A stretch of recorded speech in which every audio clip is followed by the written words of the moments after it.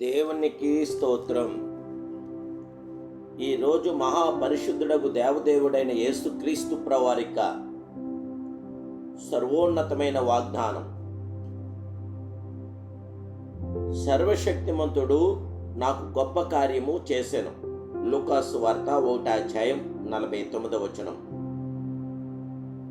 ప్రియ మహాపరిశుద్ధుడగు దేవదేవుని బిడ్డలారా, ప్రభువైన యేసుక్రీస్తు మహిమ కలిగిన ఘనమైన నామములో మీ అందరికీ నా హృదయపూర్వకమైన శుభాభివందనాలు యేసుక్రీస్తు ప్రవారిక సర్వశక్తి నామములో ఈ ఉదయకాల సమయంలో తెలియపరుస్తున్నాను. దేవుని బిడ్డలారా, మీరంతా బాగున్నారు కదూ? దేవుని కృప, దేవుని కనికరం, దేవుని ఆదరణ, దేవుని సంరక్షణ నేడు మీతో, నాతో, మనందరితో కూడా ఉన్నది. దేవుని ఆశ్రయించిన వారికి ఏ మేలు కూడా కొదువైండలేదు. ఆయన తప్పక మన ఎడల కృపను కనికరం గల మహాదేవుడే. ఆయన నామము పరిశుద్ధము. సర్వశక్తిమంతుడైన దేవదేవుడైన యేసుక్రీస్తు ప్రవారిక పరిశుద్ధ నామాన్ని మనం పరిశుద్ధముగా ఘనముగా మనం ఆచించిన అద్భుతమైన మేలు మనం పొందగలదు. సర్వశక్తిమంతుడు నాకు గొప్ప కార్యం చేసెను గనుక ఇది మొదలుకొని అన్ని తరముల వారు నన్ను ధన్యురాలు అందురని ఆయన నామం పరిశుద్ధమని మరియా తెలియపరుస్తుంది. క్రీస్తు పుట్టక మునిపే ఆయన తల్లి అయిన మరియా ఈ మాట పలికింది. అవును, ఆయన పుట్టుక పరిశుద్ధమైనది కారణం మరియు పరిశుద్ధాత్మ ద్వారా గర్భము ధరించెను. పాపములోనే నా తల్లి నన్ను గర్భం ధరించెను అని కీర్తనాకారుడు చెప్పుచున్నాడు. గర్భం ధరించినప్పుడే క్రీస్తులో పరిశుద్ధత ఉండేది.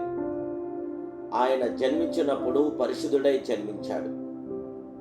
పరిశుద్ధత ఎక్కడ ఉన్నదో అక్కడ శక్తి ఉంటుంది. దేవుని బిడ్డలారా, పరిశుద్ధముగా జీవించినప్పుడు మీకు తెలియకుండానే దేవుని బలం మీలో కలుగుచున్నది. సర్వశక్తిని బలము మీకు లభించుచున్నది. యెహోవా నామము బలమైన దుర్గము అని పరిశుద్ధ గ్రంథం తెలియపరుచున్నది. యేసుక్రీస్తును చూడండి, ఆయన జీవితంలో 2 గుణగణములు మన హృదయములను తాకుచున్నవి. ఒకటి పరిశుద్ధత కలిగిన మహాదేవుడైన, 2 బలము. ఈ 2ను ఏకమయ్యను గనుక ఆయన వస్త్రపు చెంగును ముట్టిన వారికి సైతం స్వస్థత కలిగినది. దేవుని బిడ్డలారా, మన ప్రియ ప్రభు మహాపరిశుద్ధుడు, మహోన్నతుడు, ఆయన నిత్య నివాసైన దేవుడు.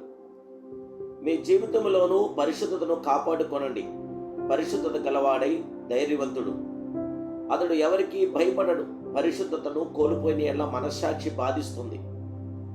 ఆత్మీయ బలము ఎగిరిపోవుచున్నది. అపవాదిని కానీ శరీర బలహీనతను కానీ ఎదిరించు శక్తి ఉండదు.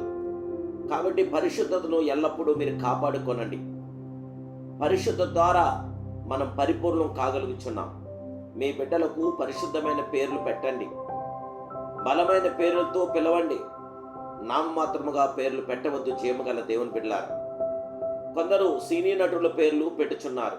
తుదకు వారి భ్రష్ట పట్టిన స్థితిని బట్టి ఆవేదన చెందుతూ ఉన్నారు. సిమోను అనగా రెల్లు అని అర్థం. గాలి విసిరిని కొలది రెల్లు కదులుచుండెను. వానికి స్థిరత్వం ఉండదు. అందువలన అతని పేరు పేతురుగా మార్చారు. పేతురు అనగా కేప, దాని అర్థం స్థిరమైన బండ. పేతురు ప్రారంభందు స్థిరుడు కాకపోయినా తరువాత కాలమందు స్థిరునిగా నిలిచాడు. హతసాక్షిగా మరణించుటకును సంశయించలేదు. దేవదేవుని బిడ్డలారా, పేరులో గొప్ప పెన్నిది ఉన్నది. అయినా మనం పేర్లు పెట్టినప్పుడే ఒక బలమైన అర్థంతో కూడినటువంటి పేర్లు మన బిడ్డలకి మనం పెట్టాలి. సర్వశక్తిమంతుడైన దేవదేవుడికి మహిమకరంగా మన జీవితాలు కొనసాగించాలి. అలాగే పాత నిబంధన కాలమందు అబ్రాము అను పేరును దేవుడు అబ్రాహాముగా మార్చాడు.